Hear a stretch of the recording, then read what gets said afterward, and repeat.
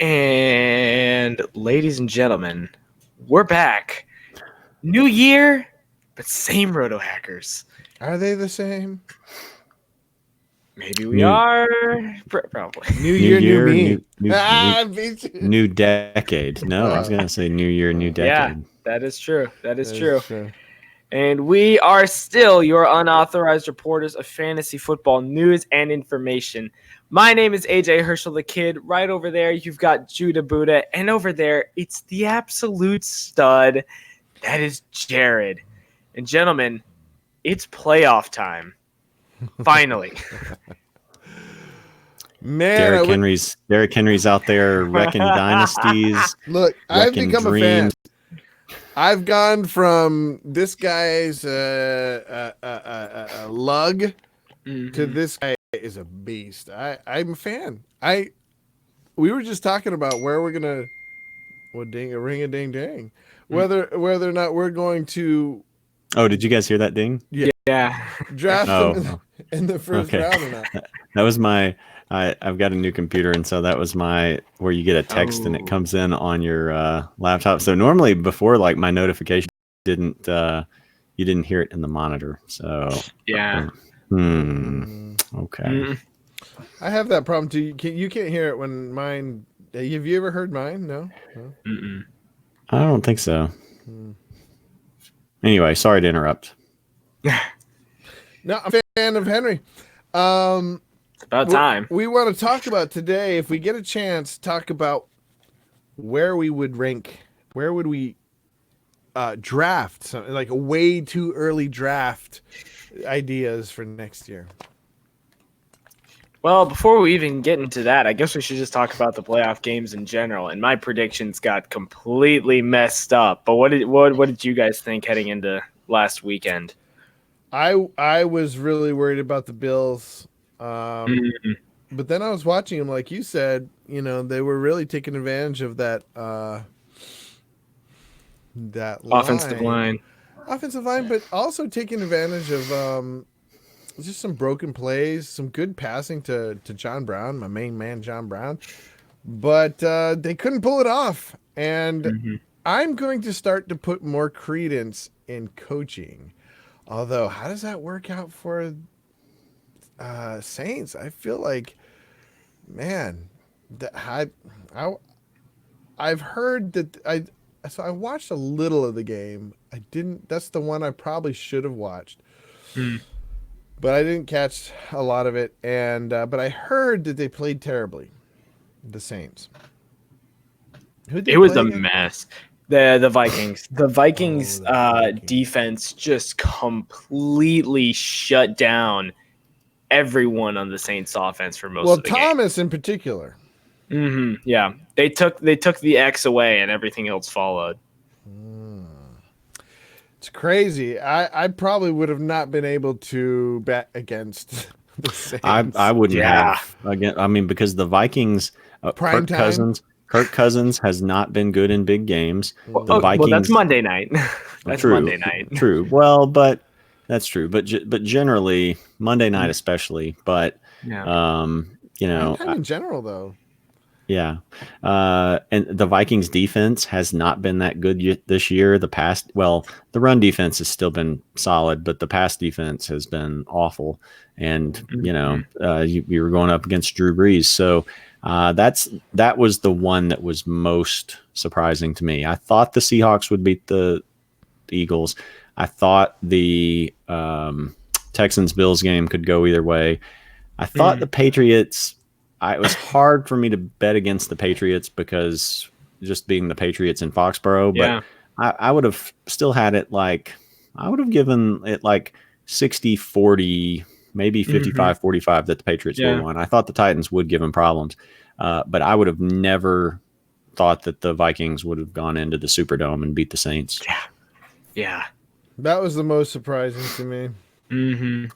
Yeah, and you wonder just as Drew Brees gets older, and as the way Kamara has faded this year, I don't know. You just wonder if I don't know. how that's going to look going forward, because the way that the Saints won this year was they didn't turn the ball over,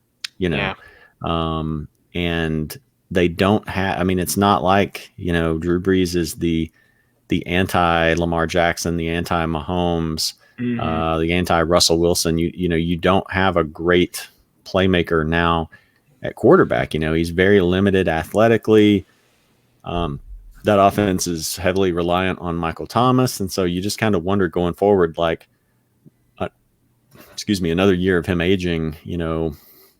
What are they?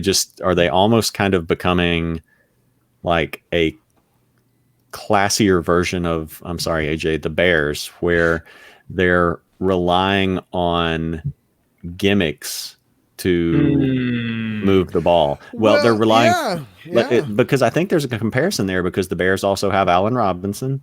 They have one stud receiver which Miller's getting better too. But I think there are, apart from, the wildly varying difference in accuracy between Drew Brees and Mitch Trubisky.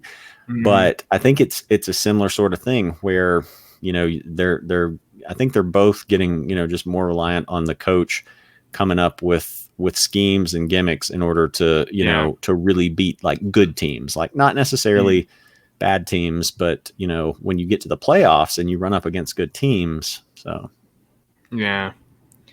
I think kind of the thing that shocked me the most last week was because I was gone over the weekend. I was in Michigan watching the Bills-Texans game, and when they got the touchdown off of, which I want to ask you guys how you feel about that, but right at the beginning of the second half, when the Bills scored a touchdown that got called back, as soon as they scored, I told everyone around me, I think that's it.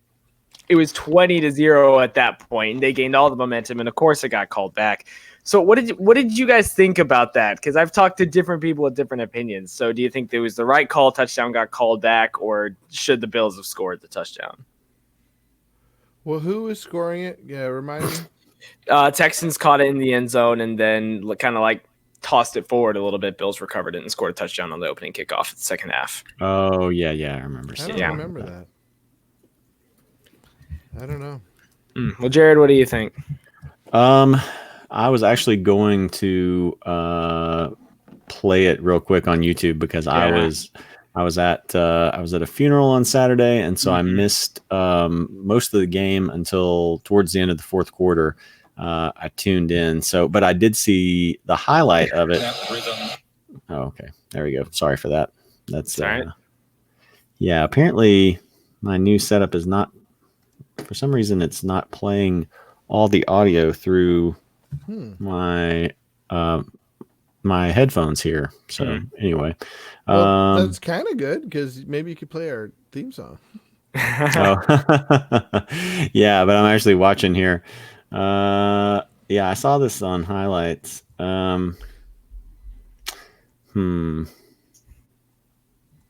This was on the kickoff? This was on the opening kickoff, yeah. Opening kickoff of the second half. I would pull it up, but we get copyright claimed again. Yeah. So again, we got copyright. We got copyright claimed on one of our videos when we showed Judah Buddha the David Tyree catch, the NFL copyright claim. So any 2 cents we make off of that video goes straight to the NFL. Well, the NFL sees us as a threat. Yep. There we go. So, I'm not sure if that should be flattering or what. So what was the ultimate? So I just watched it. So what was the ultimate ruling of why that is a really weird play. Like, you know, he doesn't kneel down. He does like step back and do like a little quarter curtsy sort of thing. Yeah. You know? They said he gave himself up is what they called it. Yeah. I think that's the right call. I think that's probably because I think he did. I mean, it wasn't like he maybe didn't mean to lose the ball forward and then just pretended like he shoveled it to the ref or something. So that's really weird for a player to to do that. But since they've made such an emphasis on like reducing kickoffs and reducing returns, and just like players giving themselves up and stuff like that, I don't know how it's written in the rule book or whatever, but I think that's probably the right call. That would be So this was the opening kickoff of the second half. Oh, of the second half. Yeah, which would have completely just shifted the momentum in the Bills' favor. No doubt. Yeah. They went. Are you seeing it, Judah? 20-0 to 13.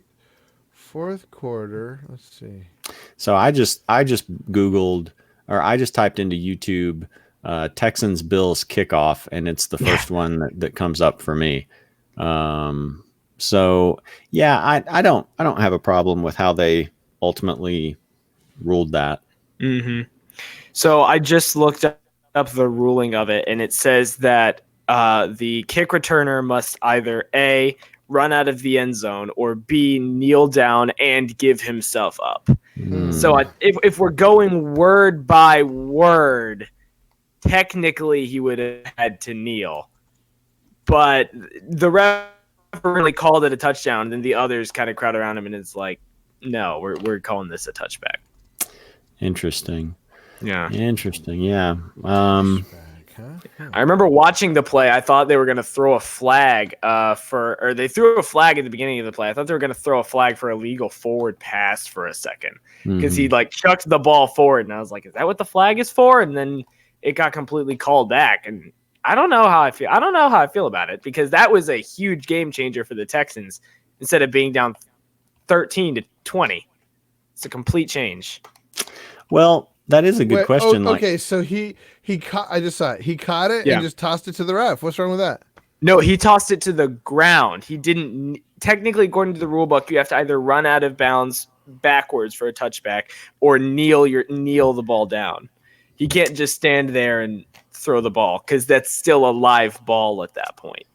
Well, but like you said, like him throwing it forward, like I wonder if maybe that should have been like the rule, like what would have happened if they had ruled it like an illegal forward pass, like right. They could, it wouldn't have been a fumble. Like clearly it wasn't a fumble, but so if he tries an illegal forward pass in the end zone, would that be? He threw it to the ref, though. He threw it to the ref. He tried to throw it to the ref, but no, also it's obvious he's throwing it to the ref.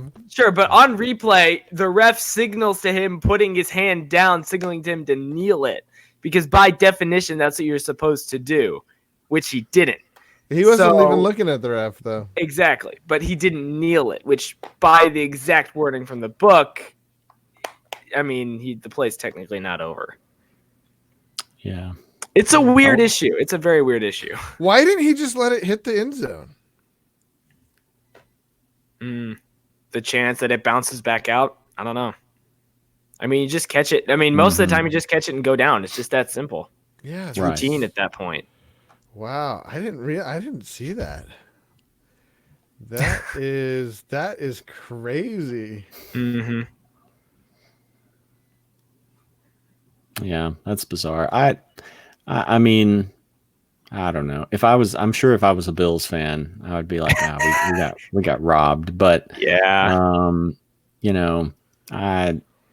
I get the intent there and the way they've tried to, change the rules. And I mean, honestly, like at this point with NFL rules, what is a roughing the passer call? What is a catch? What is pass interference? It's like, I don't know. It's like fouls in the NBA, or traveling in the NBA. Like what it like? It's basically just like at the discretion of the referee, So, I based on everything else, I'm not particularly. I don't have a strong feeling that they should have given that touchdown to the Bills or anything. Yeah. Judah Buddha, what do you think now that you're just watching it for the first time? It's crazy, and like it's up to the refs, So if I was a Bills fan, I would be really ticked. But he's clearly throwing it to the ref. True, but that according to the rule book, that's. I mean, okay, I That's know gray I'm like a broken It's a record gray here at area. this point, but still. Well, it's almost kind of like it would almost kind of be like if a player was catching the ball and like his momentum was going to carry him out of bounds and he knew he was going to be out of bounds, but instead of waiting until he was out of bounds and then to toss the ball back to the ref, like he tossed it to him before he got out. So it would kind of be like that. So I get the argument of like, no, the Bills should have had it. So, I mean, I get it either way, but at this point, what are the rules? You know? Yeah. Judah Buddha, you got anything you want us to talk about Wildcard Weekend?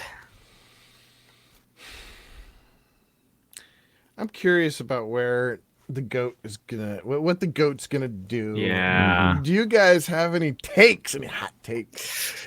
I could see him going to the Chargers. Come to Chicago, please. Don't go to LA and play in He's front not of gonna- 18 fans.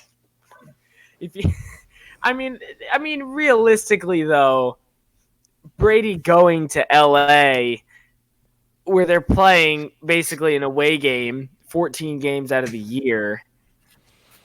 I mean, it could work theoretically, but that's a tough division. You got to play Patrick Mahomes twice every year, and the Raiders are consistently getting better under John Gruden. You're gonna have to play them twice. I don't think it's about that. I think it's about living in LA. That's where his wife wants to live. Oh, so you're gonna play the wife. The wife says so. That's the move card. Absolutely. Look, he's like, it's not about like winning. He doesn't need. The man doesn't need to win anymore.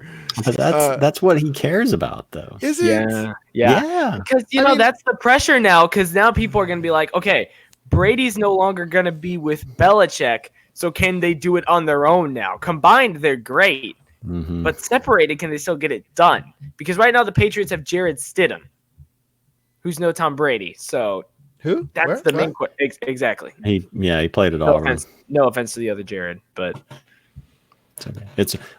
isn't it Jarrett, not Jared? I thought it was Jared. I don't know. Let me see. Maybe it's Jared. It's Jarrett. It's Jarrett. You're right. Yeah, my bad. Jarrett Stidham. Well, obviously they're not going to go with that guy. Well, I mean, look, they went with Matt Castle before. They went with Jimmy Garoppolo and Jacoby Brissett for a quarter of a season when Brady was suspended for Deflategate. They really need better playmakers if they're going to go with Jarrett Stidham. They really need better playmakers even if Tom Brady comes back. I don't know. It's really I would like to see. I would love for him to go somewhere else. I'd love for him to go somewhere else because I'm just so tired of the Patriots. I'm so tired of Belichick and Brady, and I would like to see what do they look like without each other. Belichick would still have the Patriots very good and competitive. Yeah. What's Brady without him? I would have really liked to have seen it more a few years ago. Because now as Brady gets older, you can just, even if he flopped, you could attribute it to age. But I would like to see him, sure, go to the Chargers, go to the Panthers. Chicago. Yeah. Chicago. He's never going to go to Chicago. It's too cold. It probably is. He played in New England. Then he'll stay in New England. If he's going to move, it's going to be somewhere warm. Oh my goodness. Yeah, I don't know. I mean, it probably would be if he was going to do it. Like, I can't imagine him moving to somewhere like, Charlotte. I mean, Chicago's still, it's not LA, but I mean, Chicago's a big, it's a big city. So I could possibly see that. I mean, he would have good receivers.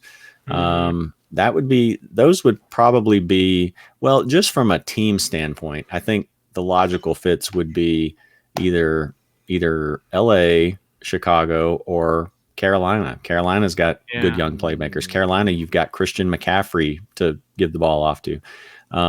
But from a city perspective, I don't think would go to Carolina. Probably not Chicago. And, he's from California, so LA would make the most sense.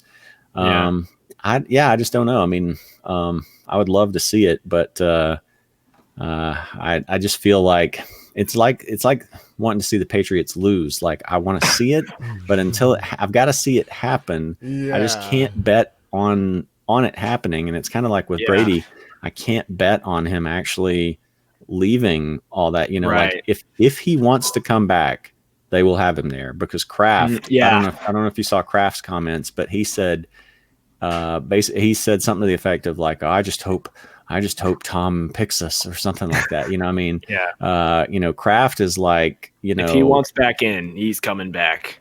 Kraft is like the old grandpa who's just praying that like his grandkid comes and, you know, spends 30 minutes with him at Christmas here. So, I don't know. You know, so that really would then put like, it almost then would make it interesting for Belichick though, because you can tell like Belichick wanted to move on from him if you believe all the reports, a couple years back. And so if Belichick is in a position where he's stuck with a quarterback, does he want to continue to do that? But now, you know, everybody's made their hires. I think like, let's see what jobs are still open. Cleveland. Are the Browns? He's not going back to Cleveland. No. What about North Carolina? The Carolina Panthers. Carolina they hired Matt Rule. They gave the Baylor coach a 7-year, $63 million deal. Crazy. Yeah. And who's this guy that the Giants hired? Giants hired? It's like some Patriots guy? Joe Judge, the wide receiver coach from New England. I think he's also the special teams coach from what they've said. And that is just the strangest hire. Like no one can make any sense out of that hire because you know, it's not like his name was floating around as a hot coaching candidate. It's not like the Belichick coaching tree has been bearing a lot of fruit. So it's just, I don't know if it was Colin Cowherd or somebody today was talking about how he thought that, you know, they really wanted Matt Rule. He went to Carolina and the Giants just panicked. Oh man. And Dave Gettleman is a terrible GM. So that makes sense. And like, it's going to be a disaster, I think, unless Judge just turns out to be some, you know, miracle gem worker that they found by accident. I think never know. I mean, it's possible, but I think it'll just be bad until Gettleman's gone. Yeah. Well, it's in the same division though. What do you guys think about Mike McCarthy? Yeah, in I like Dallas now. Really, explain. I think Mike McCarthy is really old school. He's like he puts a big emphasis on order and keeping things simple. I think he's going to be great for Dak. I think he's going to be great. Like I like it mainly for fantasy reasons. I think Zeke's going to be this year. See, I don't know. I think, well, to the point about Zeke, like McCarthy has never been like I think they said he's never been a top. His offense has never been top 10 in rushing. I mean, I'm sure he'll run the ball more with Zeke, but I don't think we have to get too complicated about what's going to happen here with the Cowboys. It's the Cowboys. Jerry Jones runs the Cowboys. Jerry Jones is more interested in running a real life fantasy team than he is in winning a Super Bowl. And they're going to continue to tease their fans. They'll still beat bad teams, and they will then, in the end, disappoint you. That's rough. See, the Mike McCarthy thing scares me because, yes, he won a Super Bowl. Yes, he's got the experience, but reportedly, quote unquote, behind closed doors, Aaron Rodgers was saying McCarthy was too old school, which if one of the best quarterbacks of like my generation, at least, probably top 10 future potentially, is saying that the coach is outdated. I mean, that's got to worry you to some degree. I mean, I think the results just worry me in Green Bay because the last couple of years, they didn't. I think they missed the playoffs the last 2 years. Then they bring in Matt LaFleur, and they end up as the 2 seed this year. And I mean, I'm sure it's not just all on him. Their defense got a little bit better. Seemed like they enjoyed better health this year, apart from Devontae Adams. They almost did better without him, though. Yeah, Aaron Jones did better without him. Yeah, Aaron Jones took up a lot of the slack there. I think they did better going with Aaron Jones as their main receiver. Maybe. But I mean, regardless, so they did much better this year. And so, yeah, I mean, McCarthy just doesn't. I mean, Aaron Rodgers tends to be pretty critical of people. So I wouldn't just take that by itself. But I think if you just look at the results, they just didn't do that well. Now, McCarthy supposedly spent this year off that he had, like, kind of going back and kind of examining the modern NFL and offenses and how teams were winning and stuff like that. So, maybe it's a case of an old dog learning new tricks. But I mean, again, for me, just the Cowboys situation with Jerry Jones, you think about, like, if McCarthy, even if he came in, imagine he came in and won a Super Bowl with them or something like that, which I don't think will happen. Then how long is it before Jerry Jones wants to get rid of him? Because I mean, that was the whole thing with Jimmy Johnson was getting too much credit. So if the Cowboys are mediocre, but the thing is that McCarthy is not an attention hog like Jimmy Johnson was. Like, Cowboy. He knew he had the credit and he took it. And McCarthy was a way more behind the scenes type of guy. I mean, from what I've seen, I'm a Packers fan. And I know. So a lot of people like Thomas H. say McCarthy is nothing without Rodgers. I tend to say the opposite. Not the opposite, but a little bit different in the sense that McCarthy was bad because Rodgers has a big personality, and Rodgers. So maybe this will hurt with the Cowboys, but Rodgers, much like Jerry Jones, he wants to run the show and didn't want McCarthy or didn't feel like McCarthy could do the right thing. I don't know. I don't know if he's that much of an intention grabber, that kind of makes him sound like who? Rodgers. No, but he's a control freak. Yeah, that's what I was going to say. Yeah. I don't see him as much as an attention hog as much as a control freak. Oh yeah, he's not an attention hog. No, he's a control freak. Yeah. Although this year, like, he's been pretty quiet. He's had one of his worst years, but they've been winning, and he's been pretty quiet. So I don't know if that's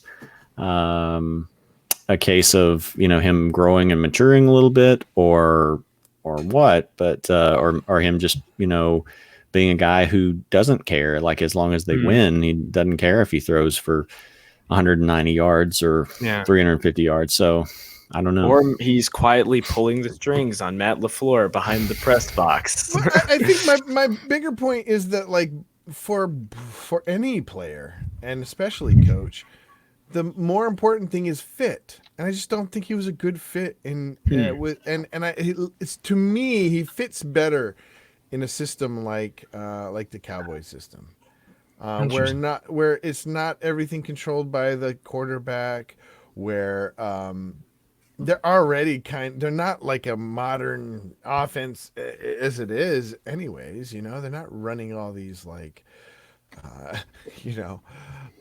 what is it called? Bootlegs where the wide receiver catches it and throws it to the. That's a flea flicker or a wide receiver pass, depending on which player you're talking about. Yeah. So whatever. Although I did love that that play in the Bills game. That was that was That was really fun. good, especially because it was my man John Brown getting his second touchdown, passing touchdown. I don't know why I'm country now, but anyways, yeah. All right. Well, I know Judah Buddha, unless Jared, you got anything else you want to say about what's been happening in the NFL recently? No, I only got to see, well, really the parts of the AFC wildcard games this weekend. So Yeah. yeah, I'll should be tuned in this weekend. Mm-hmm. Yeah, this weekend Yeah. and just didn't get to see that much of it. So Yeah, I do just got to say, when me and a bunch of guys huddled around a TV watching the Titans-Patriots game, and there was one guy in the whole room who was going for the Patriots, and with 2 minutes left, all of us went crazy, and his time expired. The Patriots fan just screamed, "No!" And everyone else in the room lost their minds. that's great. That play at the end where they got that weird little pick six. Yeah. I was just loving that. But I also then That was fun. was seeing some scenario where he should have just fell down with the ball. Now Brady's they're gonna get some sort of crazy trick play for a touchdown in 9 seconds. So, but the way they were playing, I think they're safe here. Yeah. That was a fun way to watch it end, though. Yeah, So that was a fun game to watch. Yeah. Yeah. Especially since my man Ryan Tannehill lit up dude. Lit up the play calling by giving it to Derrick Henry. No, Derrick Henry, man, Derrick Henry. Get out of here! Pounding the crap. Get out of here! He's been a lifelong fan of Derrick Henry. Of course, yeah. That's my man. Mm-hmm. I call him DH. We all know how this goes. So I guess the next thing only to go is the divisional round playoff predictions. 4 games. Who do you guys got? You got anything, Jared? I'm gonna go Green Bay. Green Bay. That'll be my first one. I'll let somebody else go while I'm analyzing these others. I go. It feels too easy, especially after last week. It just feels like Chiefs, Green Bay, Baltimore, but and Frisco. But I don't know, man. I'm thinking San Francisco. Yes, San Francisco. Baltimore Ravens. Green Bay, but there's gonna be an upset here. I'm worried about Green Bay, but they're at home. That's probably gonna be my upset pick, is Green Bay falling to Seattle, because I don't believe in. Look, I know that the Seahawks, I just feel, have been off in the past few weeks, but I don't. Green Bay's defense is a mess right now. They weren't a mess last game. It's a mess. Last game they were on a bye week. I'm talking about against the Minnesota. They had a stout. Oh yeah, okay. That's for 2 reasons. One, Green Bay's had Minnesota's number all year for the past few years. Green Bay, I'll give that to anyone. I'll give that to Green Bay. And 2, Kirk Cousins has never won on Monday Night Football, and that is his curse so far. So I think that if someone's gonna beat him, it's gonna be either Pete Carroll or they're gonna lose in the next round. Because there's no way, in my opinion, San Fran loses this week, and then there's no way they lose to Green Bay next week. San Francisco, Seattle, that I think could go either way. But Green Bay is going. I'm going to say Green Bay loses this week to Seattle. Well, typically the Packers have Seattle's number in Lambeau. When they go to Seattle, it's a different story. Mm-hmm. But this is a different Packers, though. We've never seen these Packers before. Yeah, it's a better Packers with a worse defense. They're bottom 5 in defense. Their defense is not that bad. It's bottom 5. No, it's bottom 5 for the season. But in the last 5 games, it's been a stout defense. Okay, hold on 1 second. Let me check that claim. So Vikings, yeah, they locked up on them. They beat the Lions by 3. How Then many they beat points the did the Bears, Lions? then they How many beat points did the Lions score? 20. Average Exactly. NFL score. Oh, No, congratulations. You that's allowed a the low score. 24 points is about normal for a football game. And plus the Yes, Packers 20 is not. 24, yes, you're right. The Packers last 4 games they haven't scored over 23 points. And those are against mediocre to bad defenses. Washington 20 points. That's their Vikings, offense. 23 points. That's Yes. their offense. And I think Seattle can beat them. They have not been good on offense near the end of the year, and their defense is also not great. I'm I not don't saying see them Seattle winning can't this beat week. them. I'm just saying their defense is way better than you're giving them credit for. They gave up 37 points to the 49ers and lost 37-8. Yeah, that was a long time ago. Yeah, I don't know. I think possibly I think it's going to be tougher because San Francisco's had a couple of weeks to prepare for them. Yeah. But I mean, For Minnesota? For Minnesota, yeah. Oh, but boy. I mean, San Francisco lost to the Falcons week 15. Or I'm sorry, at week home, 15. though. Week 16? Yeah, it was at home. No, it was 15. It was, yeah. It was at It was home? 15. It was at home. Yeah. Yeah. Mm. The game that they lost to Seattle was at home in overtime. And then it was a tight game with the Rams. They barely beat the Rams. Minnesota has a good run defense. They can shut down your run. Yes, So they do. Yeah. Yeah. so if they shut down the 49ers running game, does this become an interesting game? I think there's actually a chance Minnesota could upset them. I think it's I think so, tougher too. because they've had two weeks to prep, even though they didn't know who they were going to be playing. And then so I mean, to me, the safest one is Ravens Titans. You think so? I actually don't think that's I think the safest one is Kansas City at home, at Arrowhead But the Texans beat them in Arrowhead earlier this year. That is true. without Mahomes. No, Mahomes was there. I think he was No. there. Uh-uh.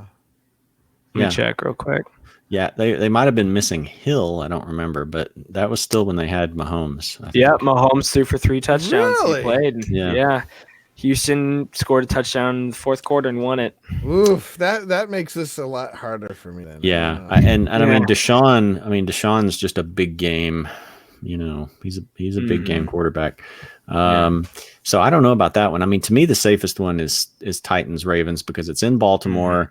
Baltimore can shut down your running game. I don't know if they're going to shut down Derrick Henry, but they should be able to at least There's control. no way they're going to shut down Henry. He's amazing. I just love this Judah's new appreciation for Derrick Henry. Oh, absolutely. It's beautiful. But I mean, the Titans are a young, still a fairly young team in parts. I mean, their best receiver is a rookie. Tannehill has been playing well, but this is a tough test. I don't know. Has Tannehill been to the playoffs? I don't. Yeah, he's been one game. I actually don't know. Maybe the Dolphins made it in one time with the him. Dolphins.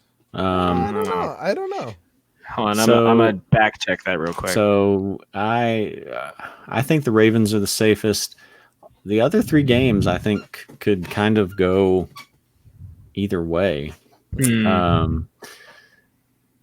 But it really depends. I'm going to say Ravens and Packers win.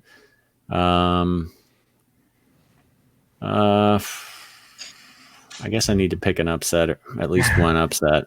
I don't know if the Texans can go and win twice in Arrowhead. That's a tough one to play. Yeah, there is nothing scarier than Andy Reid on a bye week. There is nothing scarier. Yeah, but his playoff history is not always great. Ooh, that's a tough one. I will say I will go out on a limb and say that the the Vikings upset the 49ers. That's Hmm. my upset. And then I'll pick Texans. Yeah, I'll go with Texans too. Hmm. All right, Also, I just checked. Reed's lost in the AFC Championship, or the AFC or NFC Championship, counting with Philadelphia 5 total times. He's been on the verge of the Super Bowl 5 times. Wow. That's Wow. rough. I think I'm going to say Green Bay, Kansas City, San Francisco. No. Yeah. Yeah, San Francisco, and I'm going to say Tennessee is going to upset. Oh, let's Baltimore. go. Let's go, Ryan. Let's go, Derek. Yeah, I'm going to go Baltimore, KC, Seattle, and San Francisco. That's going to be my pick. Am I slightly biased because I want to see San Francisco versus Seattle round 3? Maybe I do, but either way. Also, I also checked Tannehill's. That was his first playoff game ever. Okay. Was Really? his victory? Yeah, he's never Okay. been before. Yeah. So I mean, in a way, I mean he didn't. You can say like, well, he didn't cave to the pressure, but I mean, Yeah. he was handing It the was ball Henry's off to game. Derrick Henry a lot, so it was Yeah. he didn't get pressured so much that he just like dropped the football. Yeah. So I don't know, but yeah, still kudos. I mean, kudos to him. Oh yeah. Although I did see him make a really terrible throw. Yeah, in that- everyone's got one of those. in that so. second half, like, oh my gosh, he made such a bad throw there. But you know, they only put up 14 points. Well, apart from that late interception, Oh, that's against the Patriots in Foxborough. Mhm. That's not terrible, but then It is hard to beat Belichick at home, though. It is. Well, or at least it was until this This year. year, They've lost some games at home this year. But to go into Baltimore and then try to contain Lamar Jackson, Yeah. I don't see that one. That was the one that I feel safest about. Mhm. I could see all the others going either way. Yeah. The Kansas City, honestly, the Kansas City game, especially like Kansas City, Houston, I think could go either way. I hope that's a good game. But Yeah, that should be a fun one. I think this is like one of the most fun playoffs I think we've had in a minute. Well, it's Yeah. because, I mean, as we're struggling over, you can see, like, especially when it gets to the NFC and AFC championships, it's going to be really interesting. Yeah, yeah. And I love how the AFC divisional round, we've got 4 running quarterbacks all starting. Yes, I just called Tannehill a running quarterback. yeah, he is. He is. Yeah. So we'll see how those predictions play out. I'm very curious to see what happens. Yeah. So, Judah Buddha, I know you wanted to talk about looking yeah, to the future. I can't. For the Maybe we can draft. talk about that next week. I've got to go at 7 o'clock. And it's, I mean, I don't know. It's way too early. Wasn't that the point? It'll be way It's too early. way too early for our way too early predictions. Exactly. It's way too early. I'm just saying, way too early. It's going to last a long time. So we don't have to get it done tonight. Yeah, true, fair. Yeah. I'm tired. My kids are about to start, or they're finishing up Mandalorian episode 3. Don't spoil. No spoilers, please. Turns out Mandalorian is Batman. Sorry, didn't mean to spoil it. No. So have you made it into it at all, AJ? I have not. It Oh. is frustrating. So I do- haven't had time. So do you know? But I don't know how you would have possibly avoided this unless you're just not on the internet. I'm a hermit. Do you know? Yeah, like, he probably doesn't know. I'm not going to say this. I'm not going to say what it is. But Yeah. do you know like the big thing from the show, like the Well- character that appears Well, I in know it? The about little Baby thing. Yoda. Yeah. Yeah, He's everywhere. it's Yeah. impossible to avoid Baby It's Yoda. impossible. I got so mad because I didn't watch it the day it came out, or the night that it came out, and there were just like spoilers all over Yeah. the place on day one. Like, Yeah. It guys, was crazy. give it a day at least. And then I realized like you just have to avoid the internet because there's no Mhm. like embargo with Mandalorian spoilers. It's just Yeah. immediately Yeah, out you're there. right. I have Well- never seen another show like that. Maybe. Mm. But how about this? Can you guys help me understand where this is in the timeline? So yeah, after 6. yeah, it's like right after the events of Return of the Jedi, Yeah. where Okay. there are still like pockets of Mhm. Empire control and Empire resistance and Empire weapons being confiscated, like, you know, falling into the hands of warlords and stuff like that. So yeah, this falls right after 6, long before The Force Awakens. So simultaneous with Rogue One. No, No, Rogue- Rogue One's in between 3 and 4. yeah, Oh, Rogue One was oh. right before A New Hope because Oh, it yeah. was setting up getting the information to Leia. Mm-hmm. That's right. That's So right. it's a really good and pretty interesting time Yeah. of the Star Wars universe, and Mm. they need to just like something needs to happen in the Mandalorian, kind of like in the Star Trek reboot where they just show that this is like a new timeline and it just like Yeah. completely erases the events Hmm. of the future stuff. You know? Well, so Yeah, Baby Yoda is not actually can't be Baby Yoda. No. It's not. That's smaller just- Yoda. no. That's They the just name. call him it. Okay. They just Because we call don't him know his that. species. We don't Oh, know. yeah. Well, we got a comment. Yes, we Interesting. do. One Eric last Curry, comment. you're dropping in near the tail end of the episode. Good to see you. The 4 teams with the most passing yards, Dallas, Atlanta, the Rams, and Tampa all missed the playoffs. And the 4, oh boy, Thomas H. has Star Wars comments. And the 4 teams with the most rushing yards, Baltimore, San Francisco, that's a shocker to me, Tennessee, and Seattle all made the playoffs. Thoughts? Well, what does that have to do with Baby Yoda, though? I don't know. Okay, hang on. Let me read through this question again. Okay, so, but, well, part of that, not necessarily with Dallas and the Rams, but like with Tampa and Atlanta, you can attribute to, Tampa and Atlanta, you can attribute to them having to throw a lot to Yeah. try to catch up. And famous Jameis being famous Jameis. Yeah. You know what this reminds me of more than the actual stats? I think what this is more indicative of is their defenses. These are all because the worse defense you have, especially if it's a bad secondary, the more you're going to have to throw to keep up. It becomes shootouts, and you can't control the game if you don't have a solid running go-to. You can't control the game. You know, if you don't have someone like Cook, and I think that's what really hurt the Saints.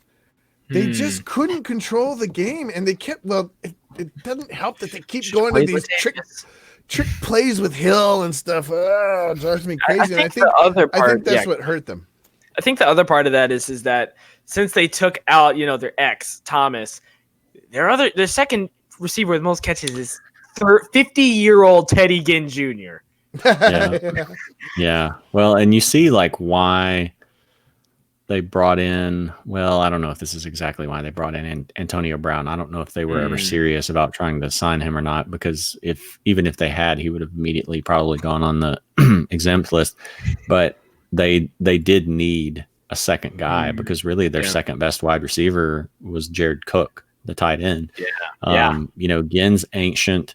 Traquan Smith was like a hyped fantasy sleeper like 2 years ago, and developed into nothing.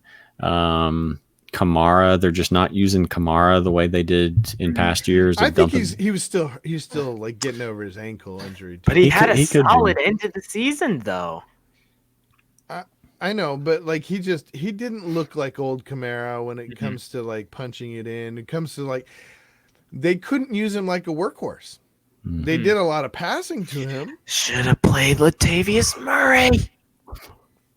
maybe, but the couple times he played, and that's the other thing. Oh, is he did great. Their O line, wasn't. They was really banged up. They had a couple guys that were. They lost a guy during the game, I think. From what I thought. I remembered. And their defensive front was really banged up towards the end of the season too. Yeah. So, Also, for the record, Latavius Murray in the 2 games he started rushed for over 100 yards in both games and 3 combined touchdowns. He did really well. Wait, in the what? He scored 2 touchdowns in his 1 game he started. In another one, he scored another touchdown. No, but I'm saying And a receiving no, but I'm saying in the game, in the playoff game, this last game, when they did play him, he was struggling. He averaged 4.2 yards a carry. He didn't do terrible. Average per carry doesn't. Yeah, okay. Well, anyways, obviously they could have controlled it better if they had focused more on their running game instead of focusing on like Taysom Hill run game. I feel like they focused on Taysom Hill run game this whole season, which is it's kind of cool, but so gimmicky. You wonder if like. I don't know. You almost wonder at times if like they were outsmarting themselves by like just getting too cute with stuff. I don't know. Yeah. I don't know.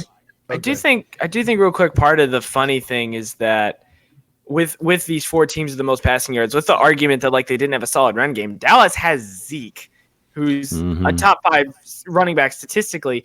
And Dallas had a really hot start to the year, and then they just burned out. Well, that's partially that's because they couldn't beat a good team.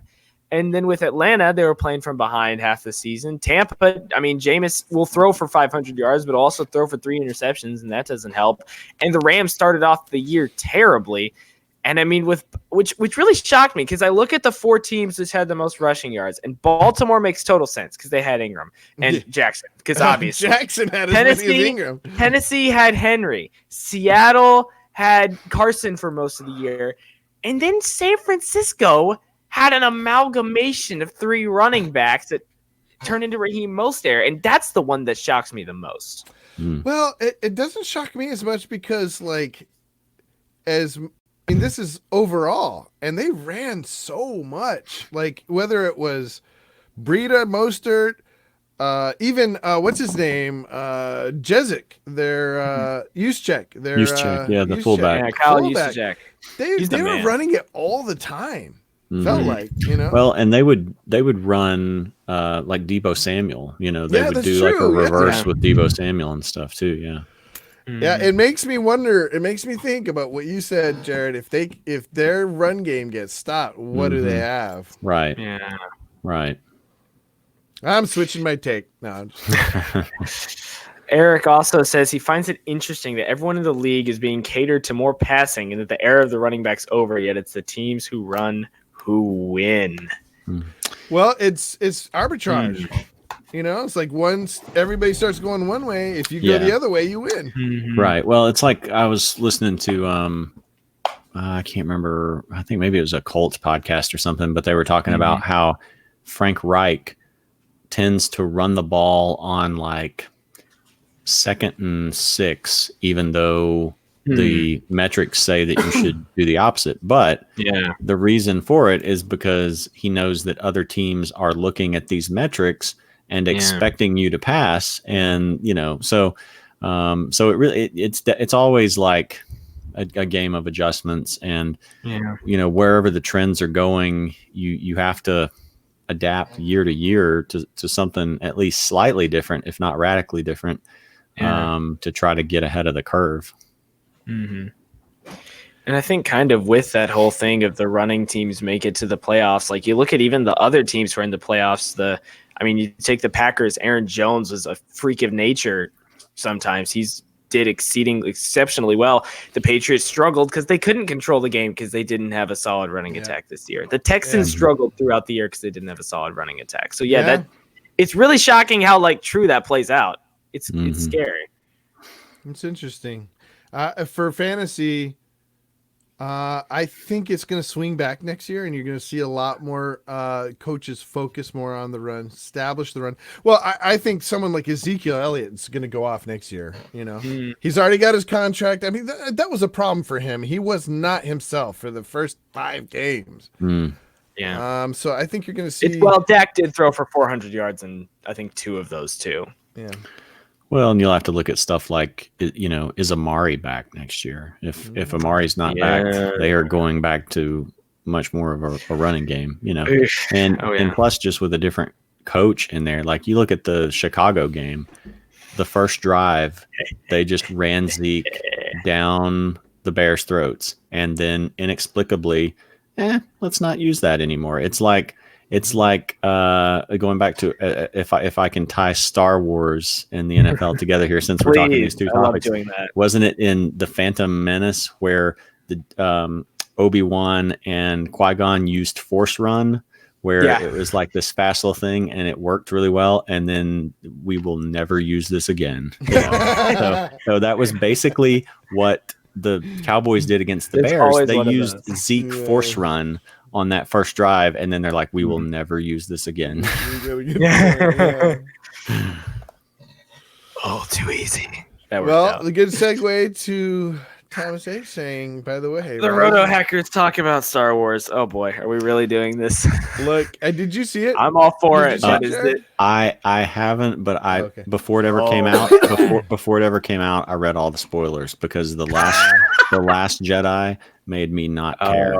Made me not care about that trilogy. Yeah. I mean, it's not a trilogy. It's 3 movies put together. And the last movie more or less tries to, from everything I've read, tries to be a trilogy on its own. It tries to retcon some stuff. And there's a JJ cut coming out for Rise of Skywalker that's like almost. I'm interested. I think it's like, how long is it? Is it 3 hours? I heard 15 hours or something like that. What? It probably. I could see something like that. I was talking to another friend of mine about this. We're talking about man, I don't even know where to start with this. For one, how do you go into a trilogy with one of the biggest IPs in the history of the world, and you don't have a plan for the trilogy? We're just like, we'll just get 3 different directors and let them off. It would be like trying to make dinner or something and having one guy come in and prepare part of it, prepare part of the meal, and then the next guy's like, oh well, it's the same ingredients, but I don't want to do that meal, I'm going to do something else, and then he gets a part of the way, and then you bring in another guy and he starts to, because originally it was going to be Colin Trevorrow, however you pronounce his name, and then they fired him. And then they went back to JJ. So really it was like 4 different, 3 different guys, but then you go back to the first guy. So a 4th time.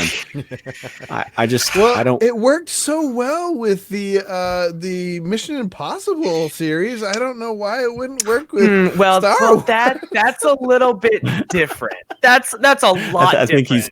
I think he's being tongue in cheek here. Yeah. It's kind of funny actually, because I have all 6 movies sitting right next to me. I got that for Christmas. So it's very ironic you mention it. Yeah. Well, okay. And so that brings up the other point I was going to make that I was talking to a buddy of mine about, is like, I like J.J. Abrams. Okay.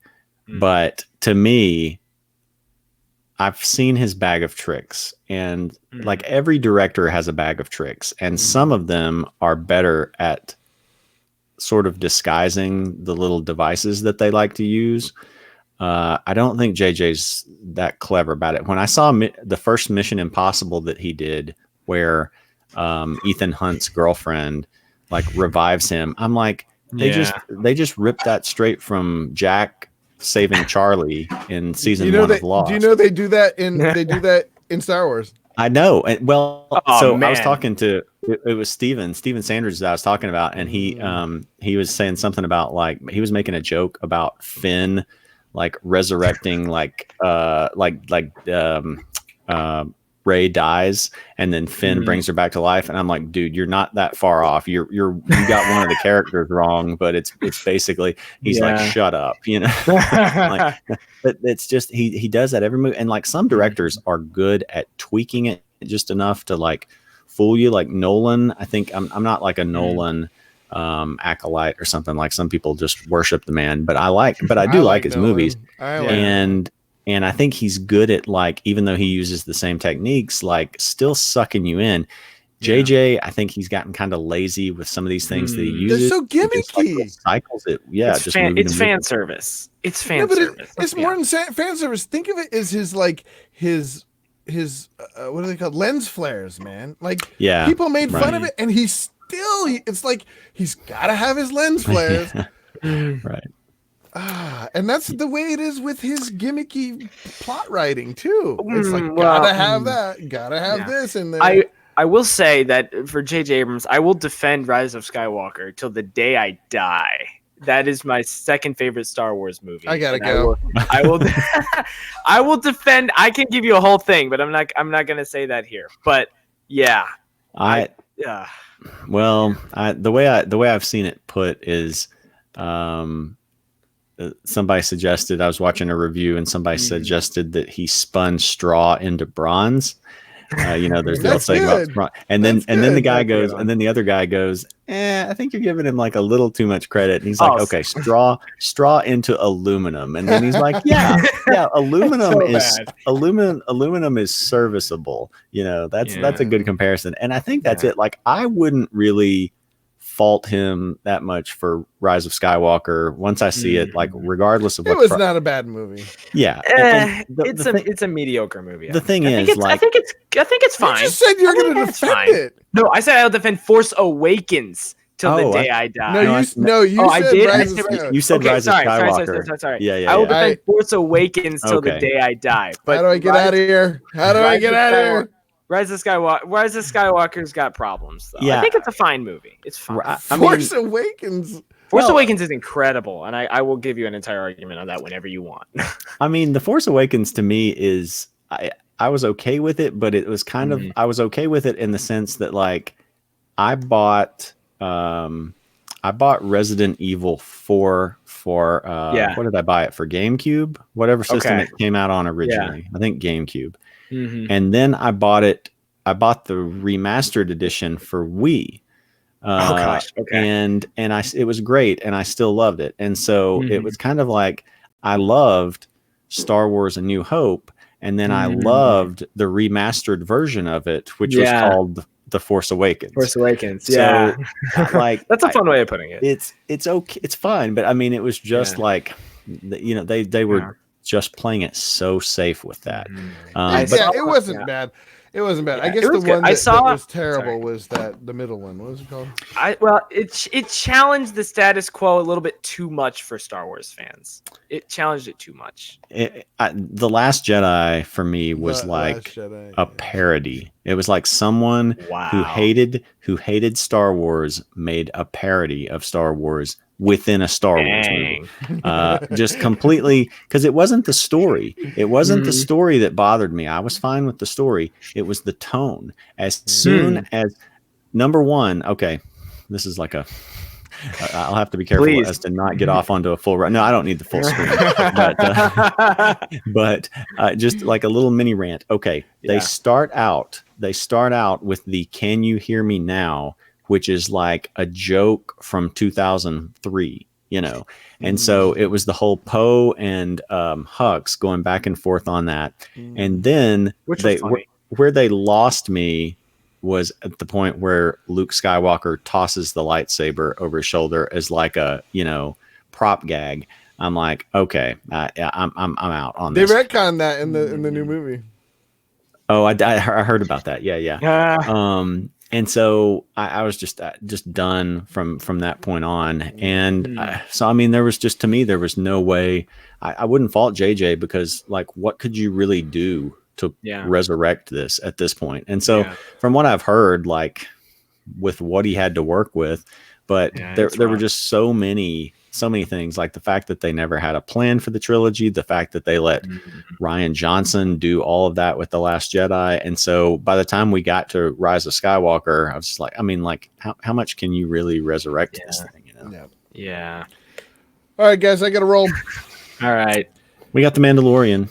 I like The Mandalorian. So good. Which I need to watch. Which I'm missing right now. Okay, so Judah Buddha, we did leave one cliffhanger last episode, though. about our T-shirt winners. Did you randomize them Not for yet. us? Not yet. Are we broadcasting Saturday? Nah, next Tuesday. Okay. Oh, that's right. Okay. Yeah, we're going to All once a right. week, right? Going to Yeah. Tuesdays. Yeah, Right. going to Yeah. Tuesdays. Yep. Yeah, Okay, so next Tuesday we will do announce that. the winners. Okay, you still got the list, right?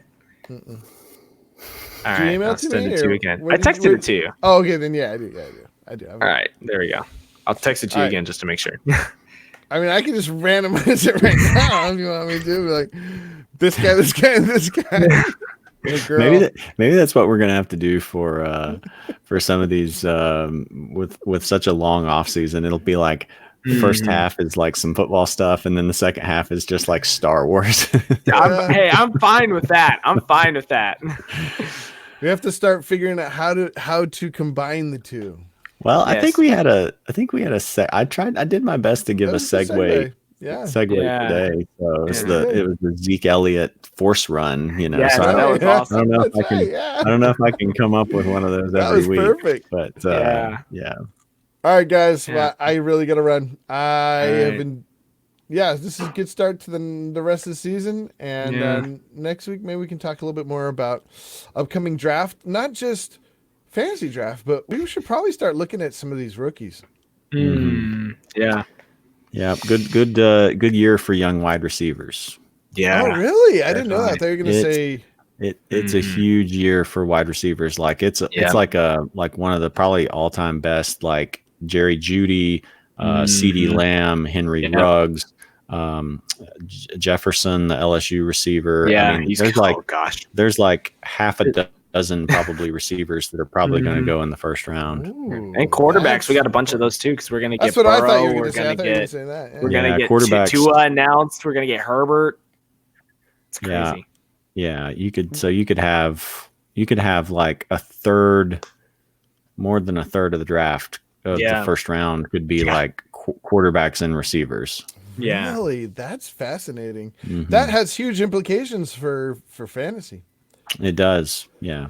Okay, well, I'm signing out. Good night, guys. I'll All right. talk to you guys later. Well, ladies and gentlemen, this has been another edition of the Roto Hackers podcast, because I have to do a formal ending. That over there is Judah Buddha, and So they that say. over there. Dang it! I can't point the wrong. For crying out loud! Wait, what? Right over there, that you Oh. already know, is the absolute stud and Derrick Henry advocate. That is Right. Jared. It's just We are Judah's all just finally- Derrick Henry I've advocates been here. I've been saving a seat for Judah in the Derrick Henry fan club There- all season long, and I've been like, sit down. You look tired and weary from all this Derrick Henry hate.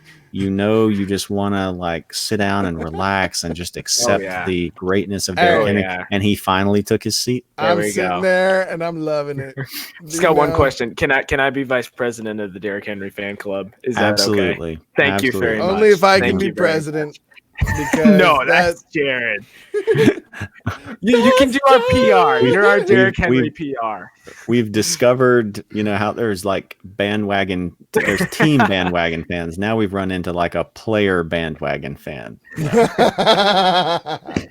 no bandwagon about it. I've been analyzing him for years now, and Well, ladies and gentlemen, thanks for tuning in. Eric and Thomas H., thanks for coming live. We'll see you all next Tuesday on the Roto Hackers podcast. We'll catch you next time. boom.